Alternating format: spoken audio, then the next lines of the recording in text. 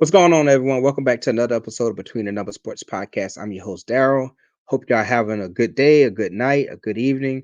Before we jump into the episode, I just want to give a shout out to everyone who's continued to support the channel via engagements, whether it's leaving a like, leaving a comment, and for everyone who has subscribed. If you haven't subscribed already, please consider subscribing and don't forget to hit that bell notification button so you can stay up to date on all of the latest episodes. So on this episode, we're gonna be talking about them Clemson Tigers, man. Talking about them Clemson Tigers, Dabble and the boys down there in Clemson, South Carolina, and whether or not they're gonna, win over 9 games. Now Vegas odds came out a few weeks ago, and they have Clemson winning over 9 games, 9.5 games. So we're gonna pull up that schedule real fast, and we're gonna talk about it, right? So after doing some research on Clemson, right? Clemson had 10 players enter the transfer portal, and they got 0 guys coming to them via the transfer portal. Now, the dead period in college football is going to be ending here in a few days, right? And so you're probably going to see more people hop in the transfer portal and or hop out the transfer portal. So Clemson still has an opportunity to land some guys out of the transfer portal, but at the moment they have 0 guys coming in and they got 10 guys that left. So that could affect things, right? Dabo is notorious for being anti NIL and anti transfer portal, right? Last year they took one guy out of the transfer portal. It was a quarterback, and he was pretty trash. So I'm pretty sure the Clemson faithful would love Dabo to get some guys out of transfer portal, but he's a stubborn coach. And also for the most previous recruiting class, right? Dabo and Clemson finished 14th in the nation and third in the ACC, right? Definitely unfamiliar territory for Clemson because Clemson in the past was definitely getting top 10 classes or in our top 5 classes, but to me, it seems like ever since Trevor Lawrence left, Clemson has been on a slow decline. But I don't want to digress. So let's pull up uh, Clemson's schedule. Let's pull up the schedule. See what we got going on with Clemson and his schedule. Alrighty. So let's make this bigger. Alrighty. So pulling up Clemson's schedule. Gotta see exactly what's going on with the schedule. All right. So let's talk Clemson schedule. All right. So as you can see, they opened up the season versus Georgia uh, in a neutral site game, right? But that game's not a neutral site game. We're not, it's in the Mercedes Superdome, so it's not a neutral site game. Georgia's probably going to have more fans there, right? Um, Georgia, I mean Dabo, well Clemson, because this series goes way beyond Dabo, but um, Clemson hasn't beaten Georgia since 2013, and I don't see them beating Georgia come the season opener on August 31st. So I'm gonna say that's gonna be an L for Clemson.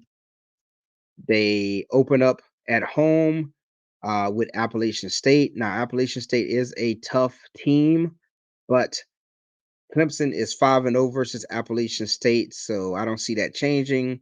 It's going to be a close game, but I think Clemson's going to get his first win of the season. Clemson then has to face North Carolina State. Um, last year they lost to North Carolina State on the road, but I think Clemson's going to get some get back, and they're going to, have their second win of the season. Um, then they go against Stanford because Stanford and a few of those other Pac-12 teams are coming to the ACC. Um, you know, Stanford has been pretty terrible the last couple of years. So I definitely see Clemson winning that game. Then they got to go to Florida State. Um, Florida State's gonna win that game. I just think personally, Florida State has passed Clemson for the big dog of the ACC, right? I feel like Florida State's also going to be pretty pissed off because they got snubbed out of the college football playoffs this previous season, and I think they're going to want to come back on a revenge tour. Also, former Clemson quarterback DJ, I'm not even going to say his name, DJU, right? I'm going to say DJU. He was the starting quarterback for Clemson. um, he left for Oregon State. Now he's playing for Florida State, and I think he's gonna try to prove that he was not the issue at Clemson. And I think they're just gonna try to curve stomp and dominate Clemson. So that's an L for Clemson. They're gonna beat Wake Forest. Um, they're gonna beat Virginia at home. They're gonna take a L to Louisville because Louisville is a better team than Clemson, right? I think currently they have surpassed Clemson for talent. Clemson's gonna beat Virginia Tech. They're gonna beat Pitt. Um, they're gonna beat the Citadel, and they're gonna beat South Carolina. They own South Carolina, right? Um, these last two games are both um, home games, and it's in the state, right? So Citadel is in South Carolina, and obviously South Carolina's in South Carolina. So um, see how many games that is. So I got them winning one, two, three, 4, 5, 6, 7, 8, 9 games. I got them winning 9 games. And so now that's personally what I think. I think they're going to win 9 games, but you never know, man. You never know. College football is crazy, especially when um, every year they have an upset Saturday, right? And it's crazy because we're talking about Clemson and upsets, right? Because um, not too long ago, Clemson was the big dog of the ACC and one of the big dogs of college football. But like I said, it seems like ever since Trevor Lawrence left, Clemson has been on the decline. And I also think it has something to do with Dabo Sweeney being a stubborn coach, right? Dabo Sweeney has complete and absolute control of Clemson football, right? He's not going anywhere anytime soon. And so he's allowed to always come out with these wacky quotes and be anti NIL and anti transfer portal. And like I said, you got to evolve with the times. And Nick Saban was able to do it.